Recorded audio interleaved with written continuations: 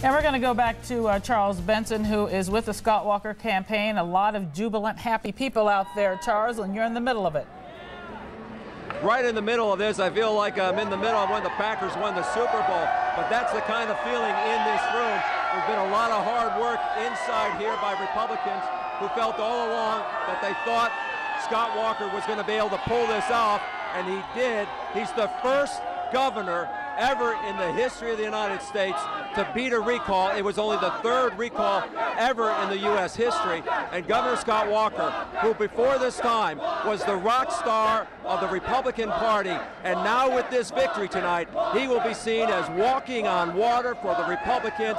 This is an unbelievable victory for a Republican in this state in what is expected, or was turned out to be, a huge voter turnout to win. The Democrats believed early on in January that they had the momentum in this election, that they got almost 1 million signatures. There turned out to be about 900,000. But all along, Governor Scott Walker had been polling at around 51%. He still had that solid base. And you see this crowd here tonight, this large crowd of Walker supporters, Republican supporters, that is, who have been waiting and waiting and waiting for that moment to come out and stand with Scott Walker. And so that's why they feel tonight they were able to show their voice and also show their vote on where they stand on this whole politically divided state right now. So it's interesting here that Governor Scott Walker will now go on. He says he's going to be back to work tomorrow. He'll hold a cabinet meeting with his top staff, talk about how to move the state forward. You know, when I asked him a few days ago if he was comfortable with whatever the outcome of this election was, he said he was. He was at peace whatever was going to happen.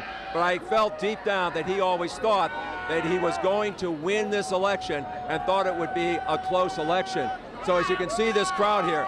So what do you make of this big victory? Oh, it's a big win for the Republicans this year. Have you been waiting for this moment to sort of stand up for Scott Walker? You've seen all the protests, all the debate about the recall election.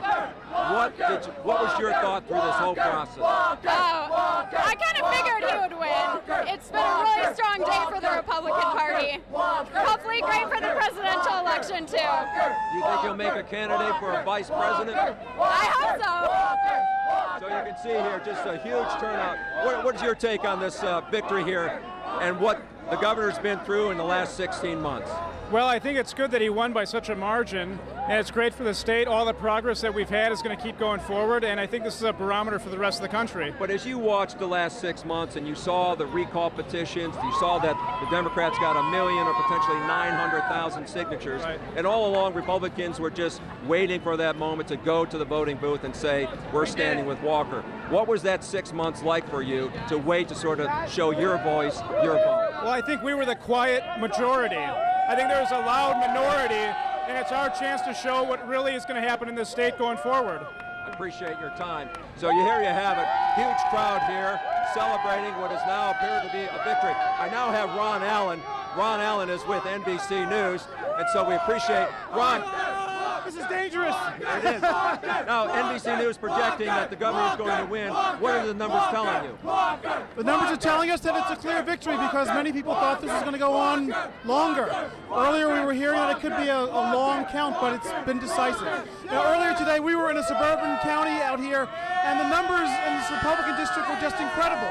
The monitors were saying that there was 400% more voters than normal, 4 times the normal number of voters. And you would expect that the Democrats have a big turnout, but clearly the Republicans have it tonight.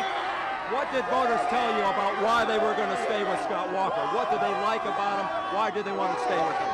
A lot of people seem to like his toughness. They liked that he was decisive. They liked what he was doing. They thought he was getting results. But there was also a significant number of people who don't want this whole recall process to go forward again like this. It's been devastating for the state, in their opinion.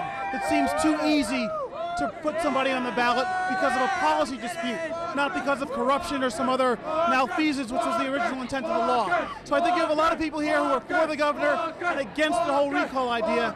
Maybe that's what helped put them over the top. Did you get a sense that people who maybe were opposed to the recall but were not fans of Walker still were so greatly opposed to the recall that they voted for Walker? I think yes. I don't see any hard numbers, but I think that's got to be part of it. I think people probably said, let's go with what we've got. Let's give the guy a chance. But overwhelmingly, I think there's just a lot of passion in this community for Scott Walker. As you know, President Obama won here in 2008, big victory. Then Scott Walker wins in 2010. What does this mean for the national presidential race with this victory here tonight for Scott Walker? You know, I think time will tell, as the cliche goes, but there were polls that suggested that President Obama still beats Mitt Romney in this state. And when you look at what's happened here, a lot of what's happening here is very local.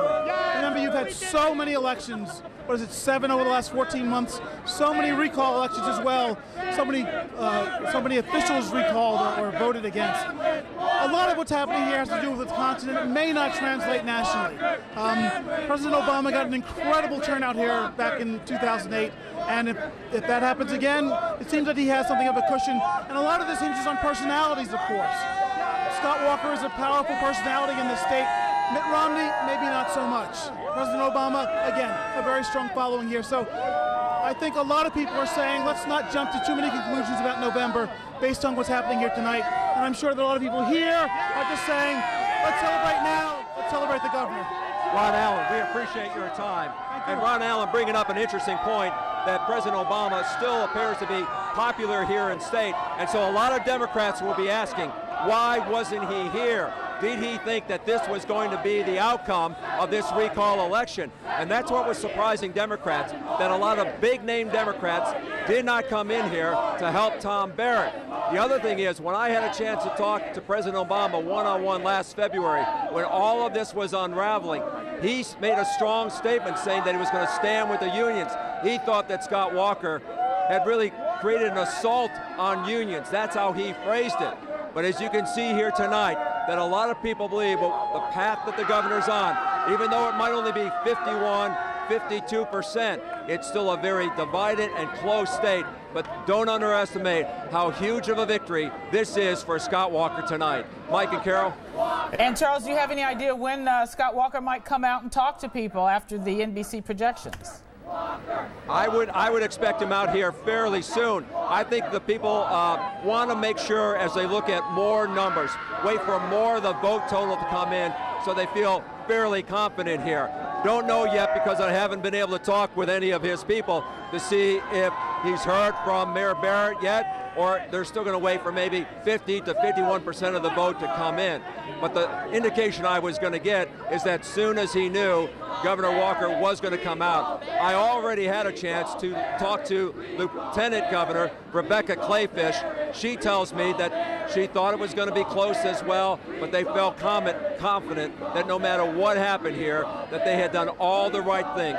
They had done as much as they could to get out their base, to get out the voters.